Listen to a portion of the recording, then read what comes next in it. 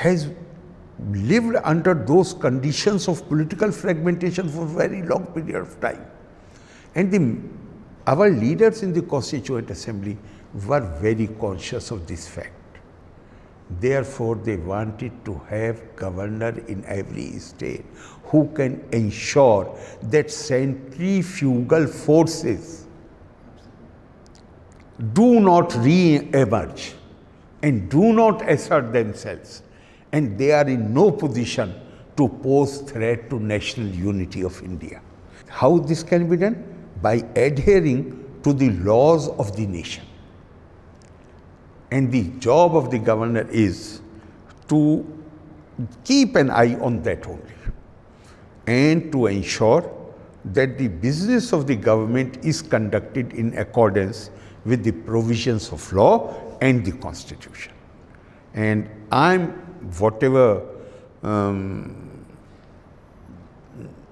naturally I'm oath bound, and to the best of my ability, I am trying to perform the duty, obligation which has been placed on me. We can see that in many of your actions, because your previous self and current self is almost same. Now, let us go straight to the controversy currently. Because once you said, it is good to relieve me from the chancellor post if cases are like this. You have your own obvious reasons to do that. Now, if the Kerala government, Kerala Assembly is coming up with a new ordinance to remove governor from the post of chancellor, and if they come out with that, will you sign in that, or what is your stake on it? I will come to that little later. Basic thing is that do we subscribe to the principle of autonomy of the universities or not? If you don't want to give autonomy to the universities, if you don't respect the dignity of the intellect, that tradition you don't want to respect, turn the universities into government departments. You can run them as government department also. India, its own tradition subscribes to that. But all over the world, there is certain respect for the academics and academic institutions. And the governments everywhere, particularly in democracies, they have voluntarily accepted that the executive shall not interfere in the functioning of the universities.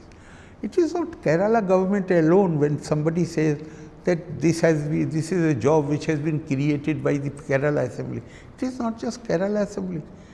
All over India, in every state, it is the same arrangement. It is the same arrangement. So, I have been telling this government right from beginning, be true to what you say on paper. Be true to what law you have passed. You have given statutory duty to the chancellor. He is the appointing authority. Therefore, he is the one who has the power to discipline if something wrong goes. Here, formally authority belongs to the governor, and government wants to interfere every day. They want their nominees to be appointed. When I saw that they are not respecting that maryada, that law, and they are forcing me, they are coming with the opinion of the Advocate General, recommending one name for the University Vice Chancellor, asking me to scuttle the process of selection, pressurizing me to appoint that man, and when I resist, they come with the opinion of the Advocate General. At that point, I thought to myself that they are forcing me to do irregular and illegal things. Therefore, I should ask them to relieve me of this duty. But basically, I know they cannot do it. Why they cannot do it? Because state government heavily depend on UGC. UGC will not accept it. the academic world will not accept it. So what was my, if I knew that they will not do it, then what was my purpose? My purpose was to make them aware and make them understand that they have no right to interfere. They realized it, wrote me 3 letters with some if and buts. I rejected. For 30 days, every file which came from the universities, I directed to the office of the Chief Minister. Why did they did not take? They can't take that decision. Now, whatever they are doing only as a public relation exercise. And remember, at that time, now situation has radically changed. Now the Honorable Supreme Court has said in the case of the Bengal University, state government has no role in the appointment of the Vice Chancellor. That is what has made the government jittery. Because what they are seeing that in future now, and since all the appointments are in the light of the judgment of Honorable Supreme Court, all the appointments are illegal. Supreme Court has laid down 2 criteria. One, if there is presence of a non-academic in the selection committee, the process becomes vicious, illegal, and appointment is void ab initio, which means from the day one. And if the selection committee has recommended only one name, process becomes illegal and vicious. Here, in every case, they say, what is shame? Every university appointment has been made illegally. Why? Government is not ready to accept that universities are autonomous institutions, they are not department of the government. And that is to ensure that in every state all over India, this is not in Kerala alone, governor was given the responsibility to be chancellor so that government does not interfere in the universities. Earlier, at the time when I wrote letter to them, was meant to create public awareness, to make them understand that they do not have the right. But now the Honorable Supreme Court in its judgment has said government has no role in the appointment of the Vice Chancellors. Therefore now, you are asking me whether I will sign the ordinance or not.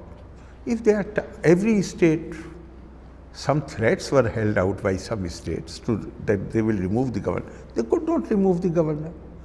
But after the ordinance reaches me, although I have seen the press reports, but I would like to go, before taking final call, I would like to go through the contents of the ordinance, and if I am convinced that I am the target personally, they want to remove me, then I would not like to sit in judgment. I can't be judge of my own cause. Therefore, I have decided that I will immediately, it is only after going through the content. If they are proposing something else, I do not know. But if you go by the press reports, then I am the target. If I am the target, then I won't like to sit in judgment. I will refer the matter to Honorable Rashtrapati ji.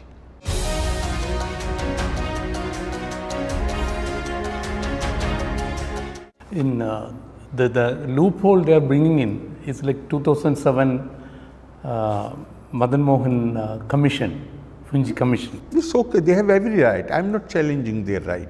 So they can take the decision on their own also, but they should have some sense of honor.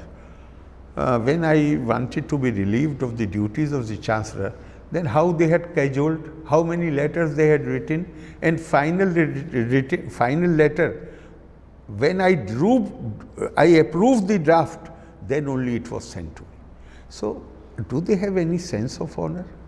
Only recently you have given me written assurance that you will not interfere in the affairs of the university. Now, Honorable Supreme Court has made it clear you cannot interfere in the affairs of the university. Even if suppose I allow this to happen and I put my signature, it will be challenged. What they are proposing itself violates UGC regulations. so it won't stand the scrutiny of law. But I told you, since they are targeting me personally, if I come to that, after seeing the draft, if I come to that conclusion, then I won't like to sit in judgment. I will refer it immediately to Honorable Rashtrapati ji. So, your decision to ask Dr. Sisa Thomas to take over the Kerala Technical University, there was 3 options in front of the state government, and you didn't take their recommendation. Why was that? Because Honorable Supreme Court has already said, they were referring to the State Act and making recommendations. Honorable Supreme Court has already said state government has no role in the appointment of the vice chancellors. And even if their act says otherwise, to the extent it is repugnant to the UGC regulations, the UGC regulation will prevail. So it is very clear. Secondly, I have taken care that even the acting vice chancellors, because KTU is not the only one, other universities are also going to be vacated. So I am clear in my mind that even acting vice chancellors, only those persons will be appointed who meet the requirements of the UGC regulation. Professor, what name you said? Sisa Thomas. Professor Thomas is a professor. As professor, she has worked for more than 10 years. And 10 years is the requirement. What the government wanted to do, what government had recommended, was the name of, first they recommended the name of the digital university.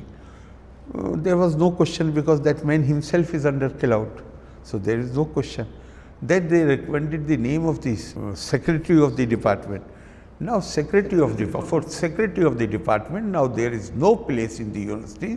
Why? In the light of the judgment of the Honorable Supreme Court, you cannot appoint anybody except a professor who has taught for at least 10 years.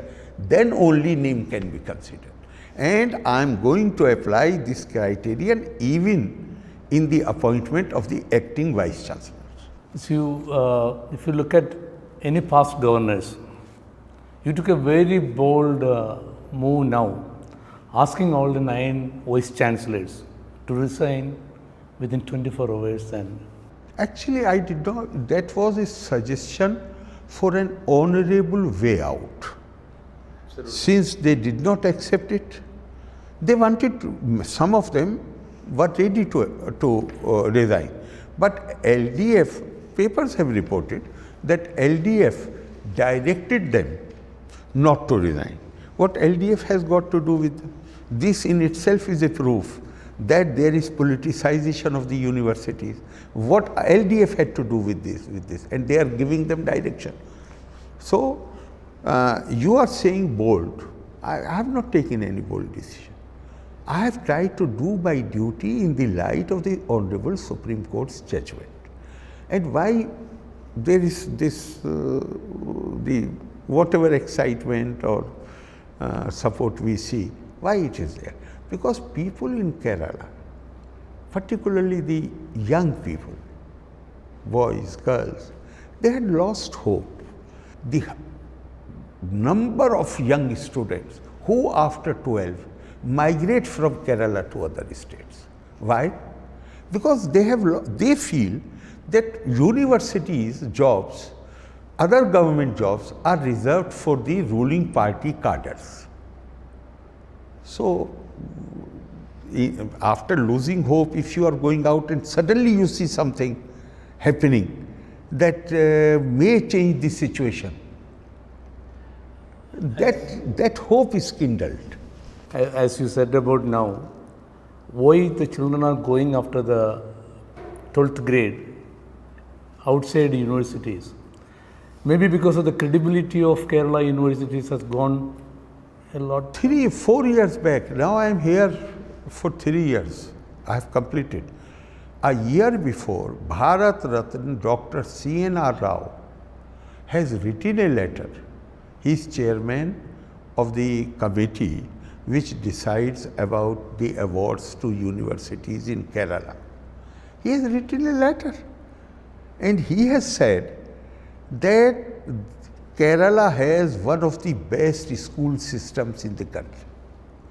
But the children migrate to other states, and therefore the higher education, the research or in new areas has come to a complete halt. And he says the state of the higher education is in doldrums. And not only he, last year Professor P.N. Panikkar, if I remember, P.N. Panikkar, who was Vice Chancellor of the MGU and later Vice Chairman, K.M. Panikkar, he has written an article saying exactly the same thing, lamenting the poor condition of the higher education in Kerala. Who is responsible for it? If you will keep interfering at every level, you will have no respect for the autonomy. You would like your what should I say, unqualified and underqualified persons to be appointed to various positions. Why? So that they remain indebted to you. And then they can be used to appoint your relatives and those people whom you want to favor. They may belong to your party, they may be your relatives, they may be anybody. They remain open to the highest number of cases in Kerala, where appointments have been challenged on the ground of political favoritism. Current drama happening in Trivandrum streets about the corporation. Yes, right from universities to corporation to any department. Young people have lost the hope. They feel all the positions will be given to persons not on the basis of merit, but on the basis of their political affiliation or on the basis of their relationship with those who are in power.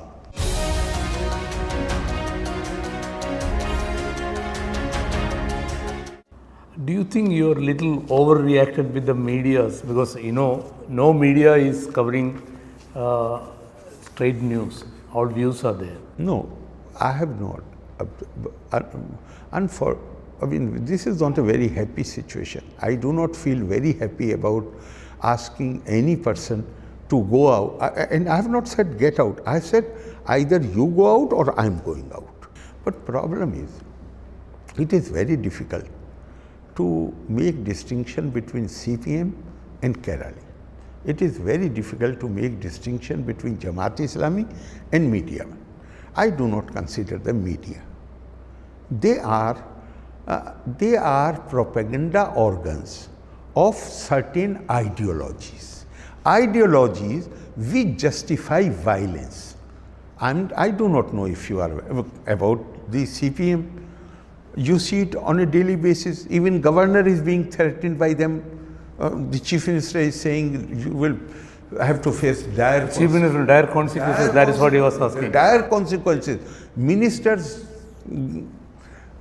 using violent language. Media one, I do not know if you have, you must have seen the report. There are many scholars who hold the founder of Jamaat-e-Islami responsible for the reign of terror in the world, not just India or Pakistan or Bangladesh, for reign of terror in the world, even Middle East. They say that after the writings of Maududi, many new movements sprung, which resorted to violence. So sometimes some people need to be spoken in a language which they understand. I don't consider them media. I ask you, are not there other media channels who have criticized you? I did not ask them to leave. They are ideological. They belong to certain ideology. They are not criticizing me. They are carrying a campaign. They are part of a campaign, vicious campaign.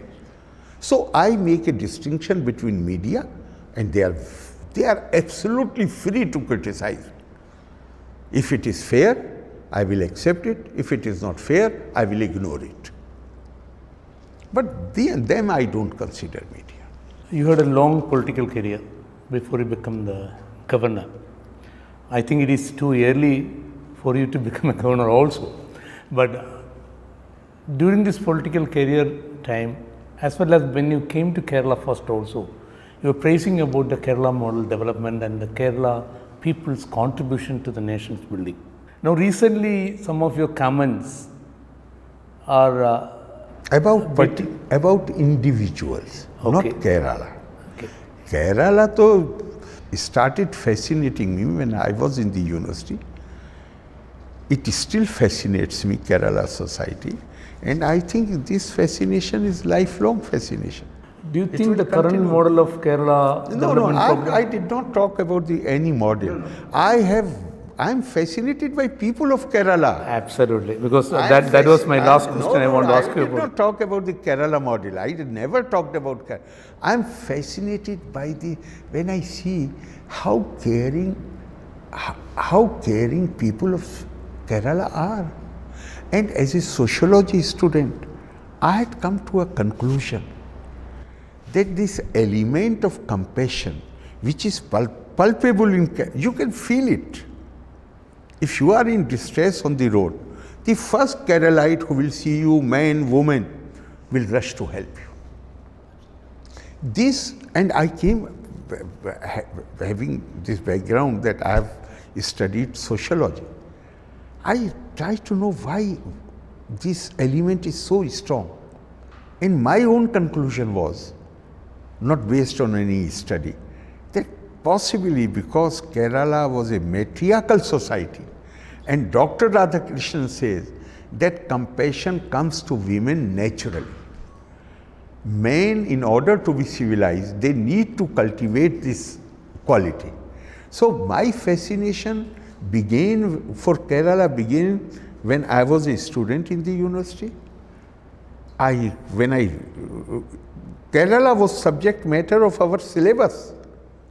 Being a matriarchal society, sociology students have to study. So my fascination started then. It still continues, and I'm sure it will last the whole life. Your initial days in Kerala as a governor, you had a very good relationship with the government. I tried my best. You know how relationships can be maintained or can progress. There are certain, I mentioned to you about Maryada. If you respect the Maryada, the law passed by the assembly places the responsibility to run the university on the governor in his capacity as chancellor, in pursuance of the objective or respect for the autonomy of the universities.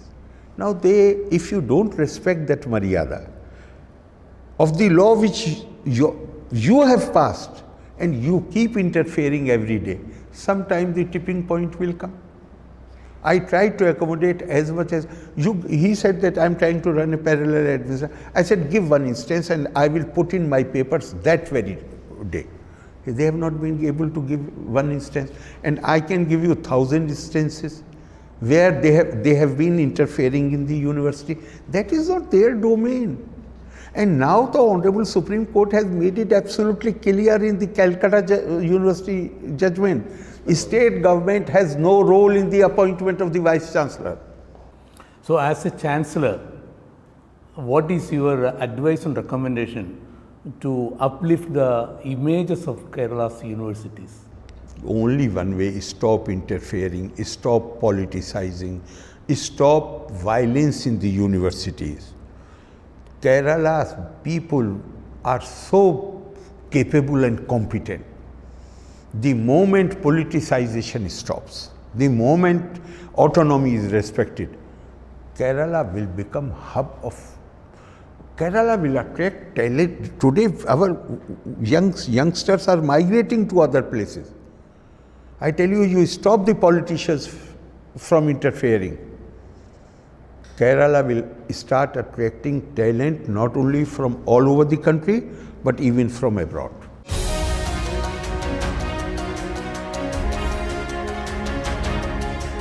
As a question with a light vein, as you said already about the Kerala people and your affection to them. Recently, one of the interview, you said about when you board into an aircraft, everybody giving a standing ovation to you. I did not say ovation, but everyone was, I could feel, everyone was so excited and wishing me best and all that. So I was overwhelmed by their response. Okay, so do you think post governorship, do you wish to have a house in Kerala and stay? Because you have a lot of friends in Kerala. Not just friends, even if I do not know the person. I have told you the reason why I am so fascinated by Kerala. Here people have that element of compassion in them. And this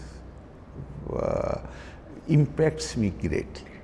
I mean, that is kind of dreamland for me. Yes. One last question, which we thought we don't need to ask now, but you had a very strong comment against the Finance Minister Balagopal on his speech. Right. I ignored the comments of other ministers because they attacked me personally. What Finance Minister did, he posed a challenge to the national unity of India. He said a person born in UP cannot understand the educational system of Kerala. He is trying to stoke the fire of regionalism. I talked to you about what the members of the Constituent Assembly had in their mind when they were making provision about the government. They were aware that the centrifugal minds are still there. And governor is needed because many Congress senior leaders were also not in favor of the office of the governor. But they have thought that it is absolutely necessary in order to build to ensure that there is no threat to the unity of India and a proper healthy relationship develops between the center and the states. So office of governor, they came to the conclusion is absolutely essential. And what was the basic thing? Government business is conducted in accordance with the constitution and law and to keep an eye on forces of separatism. What he has done, he has violated his oath, which I had administered to him. How he can enjoy my pleasure? The central leadership of the CPM, they understand this.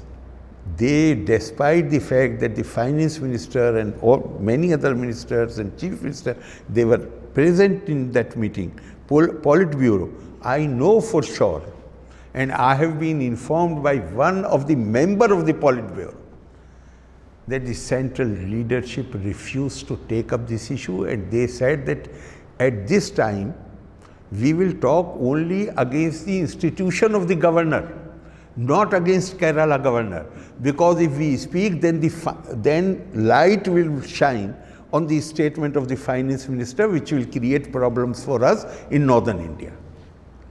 So even the central leadership, and I have repeated it more than one time, and nobody has denied it from the central leadership. So central leadership understands the ramifications of the statement of the finance minister, if the chief minister does not understand. But even then, if he is pursuing a dogged approach, I am not surprised. Why I am not surprised? The man, this is a party where the convener of the LDF is barred from flying by airlines for his unruly behavior. One minister trashes Constitution of India, he is sacked, but leadership does not say a word against him. Another former minister and now member of the assembly, looks like as if he picked up some Pakistani document, read it and reproduced it in his Facebook posting. He uses Pakistani language to describe Kashmir. Nobody speaks against him. Nobody even tells him to be mindful of the language which he is using. So I am not surprised if a person who is challenging the national unity enjoys the confidence of the CM. I am not sorry. He has not said a word against those who trash the constitution, who use Pakistan's language to describe Kashmir. He did not utter a thing. They also enjoy his confidence, so I am not surprised at all. Okay, as a last question, what is the message you want to give to the Kerala people? Because the reason, not only the Kerala people, the whole nation is now looking at the governor, state government. The only there is nothing personal, but I will not allow, as far as my jurisdiction goes, that violation of the law, violation of UGC regulations, and erosion of the autonomy of the universities, or conduct of the business of the government in a manner which is not in accordance with constitution and law. If any such thing happens, I shall intervene. It is my duty to ensure that the constitutional machinery does not collapse in the state. Thank you very much, sir. Thank you very much. പുരാതന മാർത്തോമ നസ്രാണികളുടെ ഇടയിൽ പ്രചരിപ്പിച്ചിരുന്ന ക്രൈസ്തവ നൃത്ത കലാരൂപമാണ് മാർഗം കളി.